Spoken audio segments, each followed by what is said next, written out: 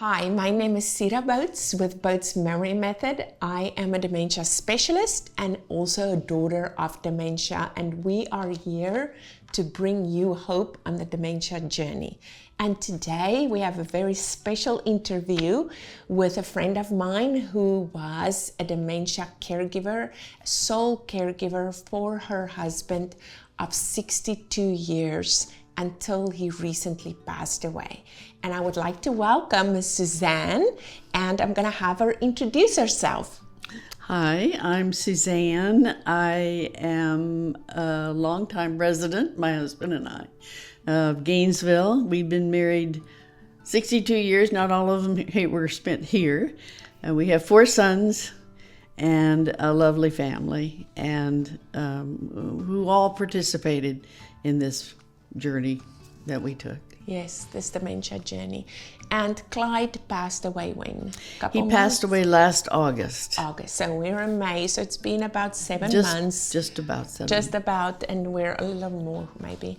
And so in honor of this whole journey, and because you have so much wisdom and insight, and you've been kind of processing everything, looking back at what happened, and I thought it would be so valuable for you to share your wisdom with other caregivers that may be in the process of going into this journey, already on the journey, or like yourself, trying to process what has happened to them. So I'm so grateful for you joining us here today, and I was hoping you can take us back maybe to the start, to the early years of when things started to happen, and kind of a little bit of background beyond Clyde's, the onset of this journey.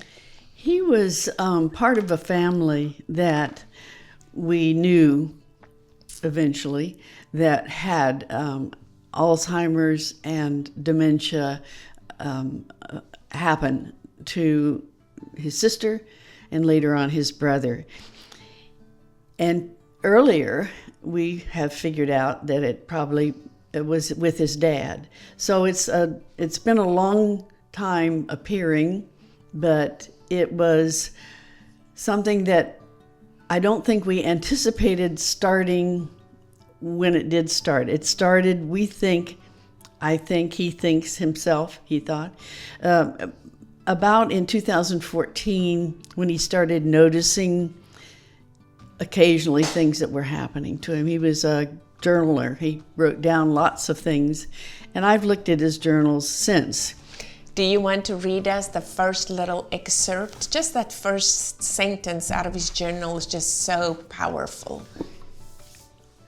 I am starting this chronological journal to keep track of my thoughts over time. At 75, I'm beginning to wonder if my mental faculties are beginning to change. Yes. So a lot of insight there. You mentioned he was a professor, so highly intelligent man. And early on, he sensed, or maybe he sensed something was wrong, or I was fearful that something may go wrong, given his family history. So tell us a little bit then about next steps after that. He had always written down odds and ends about what he was thinking about, and that made it easier for him, I think, to notice. I didn't notice them nearly as frequently or as often because it wasn't unusual at first. Yes. It was an irritation, it was a forgetful, it was a situation that would often happen to somebody that was our age. Yes. We were near the same age. But as it progressed, he would be irritated, he would be unhappy with a situation, he would forget a phone number, he would forget somebody's name, and it seemed to irritate him more. It was also, as he progressed, he began to withdraw. Right. And that was hard on us and the family, and it would irritate him, and it would irritate his perceptions about what was happening to the family or to him. And then early on, you had a psychological or what we call neuropsychological test, because he wanted to see where he's where at it was. on the And he spectrum. did have that. And he was very, it was just treated fairly normally. You're this age, you've got things that are happening as normal aging happens, or typical aging happens. These things are not unusual. So that No was real guidance. nothing other than just be careful. And watch this. And then when I watched and he watched, he of course felt them strongly. I watched things happen that were puzzling, but I wish I had been a little more perceptive at the beginning. And I think when I went into the different areas of trying to find this out, I realized that as early as you can, notice things if you have an inkling of something might be happening. Right. And then when you do have a test and somebody assures you that this is within normal range, it kind of makes it hard to really put your finger on things that are abnormal or red flags if you were just told that this is just part of normal aging. Right. It was I could look at myself and see those same Some things. of the same things, Yeah. yes. So tell me a little bit what happened, some of the things that you saw and things that happened that brought us to his second neuropsychological test. He was having trouble sleeping. He was having very vivid dreams. Some could be called hallucinations. He would see 3 of me and talk to them differently. He would hear people outside in the yard. He would think someone was working on the house. He would see them come through the walls, or they would be in the room, and he couldn't figure out how they had gotten there. He saw a man once pulling a child in a wagon through the house. And all these increased as we moved through the ages from when he first took his first test. Right. And he couldn't figure out a phone. He couldn't see a calendar that made sense. Right. And so it was frustrating to him, and it was frustrating to me. Right. as well. And that was a fairly quick progression from the first test to the second test in his mental capacity. It was surprising how often some of these things came up, and then they wouldn't happen for a month. Right. They wouldn't happen for 6 weeks, or they'd happen 2 days in a row. So very inconsistent and infrequent, almost in spurts. And if you're trying to make a pattern of something to keep yourself educated, it won't happen that way. I don't think. I don't think people progress that way. Right. So it's not textbook perfect. No. Yeah. And then that's how you think you might learn best from it, but it's not how it happened. Everybody is different. So you did talk a little bit about these personality and mood changes. You talked a little bit about irritability and depression. Can you expand on that for us a little bit and give us some examples of some of the challenges that you had? You touched a little bit on the 3 different roles that he saw you in, almost as 3 different people. He would insist that it wasn't. If anybody asked him about it, he would insist it wasn't so. But he would ask to speak to the nice woman that was there yesterday talking to him, or he'd be okay with the woman that fixed the dinner or washed the clothes. He didn't want to talk to the irritated old woman that accused him of not remembering or not doing something so it was odd to me, because he'd ask me my name, he'd ask me who I was, and I'd tell him.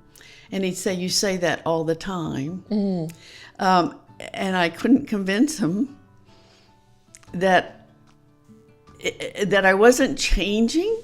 Right. I felt like the 3 Faces of Eve, that old movie where the woman changes. it was disconcerting. I tried getting mad. I tried ignoring. I tried letting it not bother me, just answer. Right. And none of those would work. It was hard. It was hard. Very. And so it made me cautious.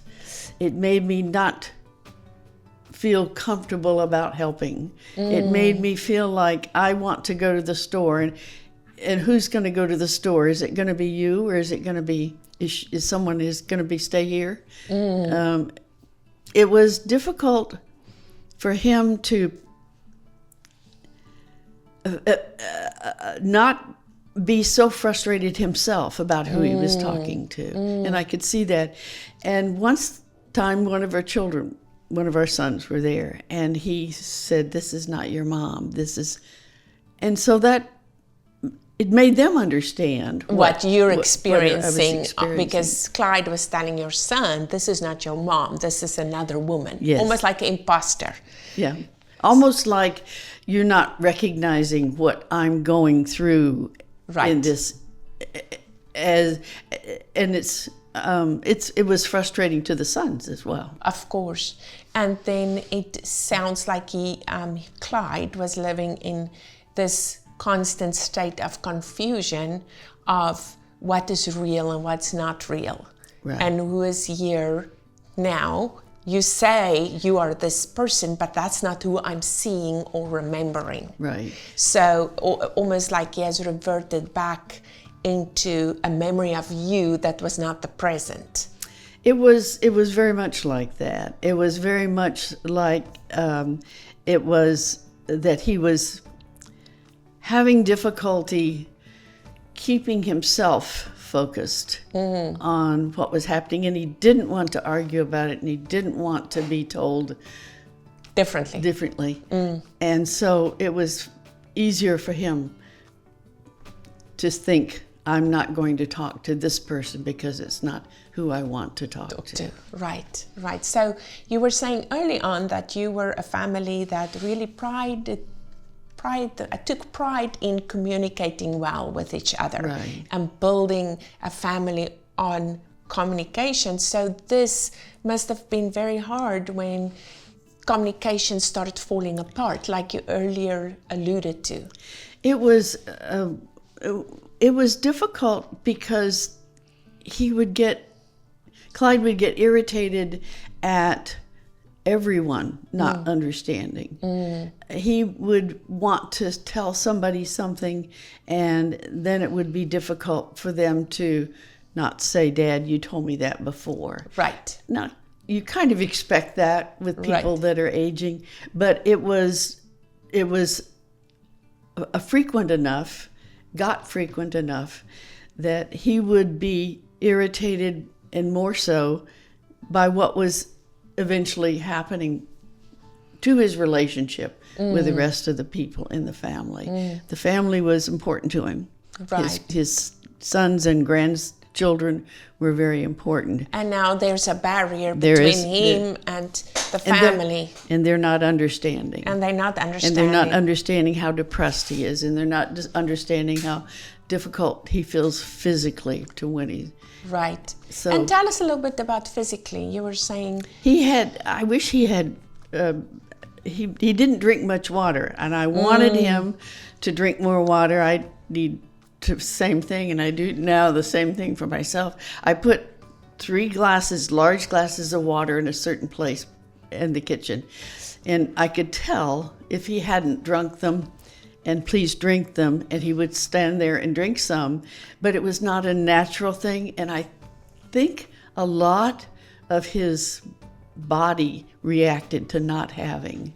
Right, to be chronically dehydrated. It sounds, that's what I felt like it was happening to him. And we know now too in medicine, we know that chronic dehydration will exacerbate hallucinations and delusions and paranoia, and it does cause us to be more foggy and less able to concentrate. And have a irritated countenance. Yeah, it does. And you did say also that he seemed to be a little bit dizzy or off. He didn't want to get up and move. He used to walk around in the neighborhood. He got when he was feeling dizzier, or he would at least use a cane, and he would walk to our friend next door behind us, who was also a professor, and would talk to him, and he enjoyed that, and it got so that he wouldn't feel confident. One thing that happened that I didn't mention before during the hallucinations is that he a couple of times went out in the backyard, opened the door and unlocked, and I didn't notice because I was in a different bedroom. And he would tell me that he'd been out there, and it was sometimes I could see leaves on the floor that would come back in, found his way back in, or whether it was part of a hallucination that he was doing. But he forgo walking as a result, and he forgo. He had one accident, a small one, and then he didn't drive anymore. He was unhappy about that. But we didn't feel he was safe, and the doctors told us he wasn't safe driving. Right. So I would drive, and he wasn't always happy with me driving. But there were a lot of things that physically he felt like he couldn't do, and that was frustrating. He couldn't read a calendar. He couldn't do, things that had been easy for him before. And was part of his day-to-day life. And now suddenly he's struggling. He cannot find his way in the road. He cannot find his way on a calendar, which probably had to do with visual perception and ability to sort out information on the calendar, focus on what you need to focus on, and then move to the next His thing. handwriting got worse, too. When he would try to write in his book, then it wasn't making sense, and he kept putting down the dates and births, the dates of his mom and dad's birth and death, the family, when the family's birthday were when, and all of that kind of dwindled away. Right, and so and that's so common that we see is that someone wants to hold on to important memories. They feel the memories slipping away, and one of the ways to hold on to it is to make a note of it in the moment. And we see a lot of this where people would have many pieces of paper around the house with little notes on it that they don't want to get rid of, because that is how they feel anchored in the here and now because of their own memories slipping away. But then what becomes frustrating is when their handwriting is no longer legible. So now they're writing something down that they cannot read later, and then that's a point of agitation and frustration. So that all of that is so common and so hard. Can we talk about education, just general education available to you as you moved through this journey, your contact with different healthcare providers? I know you said you had read a book, but what would your recommendations be to other caregivers as far as educating yourself? Well, I found that I needed to talk rather than read. And I found the Caregivers group with Lisa Wolcott, Wellness and Counseling, Counseling and Wellness, had set up a new thing that she had started, which was the Caregivers group. And it was interesting because we were 3 different levels. One person was just starting on this, and one person had not completed it, but it was the kind of dementia that was so difficult. She had to be away from him, and mine was right in the middle, sort of. Right. And so it was very educating and comforting to see. I could see where this other person was dealing with a partner that was beginning things I had experienced before. And this other woman had experienced things that I hadn't because I was in a different. My husband had a different dementia. Right. And so it was comforting along that line to have somebody to talk to. Right. And somebody that would listen to, and that you could say things very honestly. A safe space. It was to safe. share experiences Right. in, and then to learn from each other. Right. Strategies. It was weekly. It was, and it's still going on. I thought it was really beneficial because it gave you permission to say, I was totally frustrated. I was so unhappy. I don't like this, or maybe this thing might help. Right. Right. So it made a difference to me. I'm hoping that these kinds of things will develop more and people will have a chance. I agree. I think having a support network, whatever that might look like, a safe space where you can share and where you can hear from other caregivers that's walking that walk, Right. and share experiences so that you don't feel so isolated and so alone, and that you feel connected to someone else. So that is the hope that we're bringing to our audience, is that yes, this journey may be hard. Yes, it looks different for each person, but there is hope. There's hope in caregiver support groups. Find your village. Find the healthcare providers that are passionate, that can provide you with some guidelines.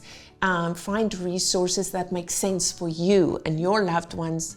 And but last but not least, join a support group or a caregiver group, whatever that may look like, so that you can feel comforted and supported through this journey.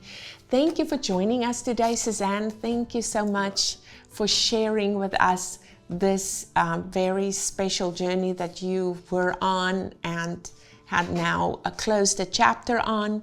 And we wish you the very best. And for our audience, please follow us on our YouTube, subscribe to the channel, but also go to our website where you can sign up for a free newsletter, and check out our Memory Bouquet Marketplace, where we list all kinds of resources, from practical solutions and products that you can order to activities and exercises for your loved ones and other products to keep them safe. And we'll see you soon.